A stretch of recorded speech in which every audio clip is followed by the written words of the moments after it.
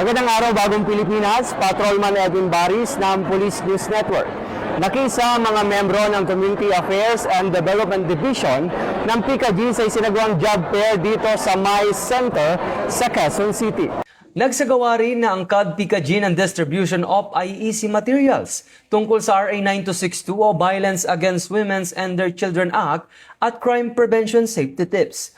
Aabot naman sa mahigit 165,000 na alok na trabaho sa mga manggagawang Pilipino ayon sa Department of Labor and Employment o DOLE.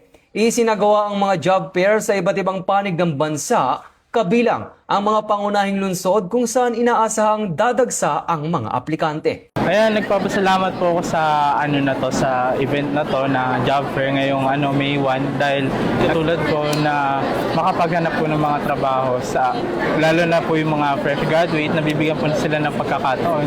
Katulad ko na kahit walang experience ay magkakaroon po sila ng work. May chance ako. Ayun ako. Maraming salamat po. Kapansin-pansin din ang presensya ng Quezon City Police District sa naturang lugar upang masiguro ang seguridad at kaligtasan ng bawat mag-a-apply ng trabaho. Layunin ng PNP na masiguro ang mapayapang pagdaraos ng mga aktibidad at agarang maaresponde sa anumang posibleng insidente. Kami, ang bagong PNP para sa bagong Pilipinas ay nakikiisa sa 124th Labor Day anniversary dito sa MICE, Quezon City.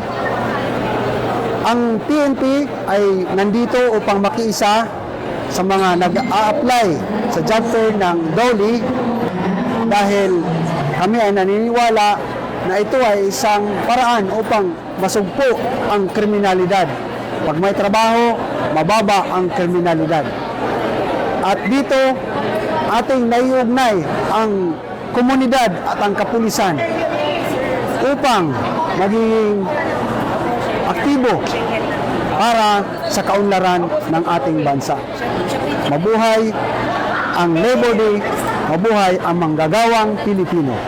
Ito ang bagong PNP para sa bagong Pilipinas. Serbisyong mabilis, tapat at nararamdaman.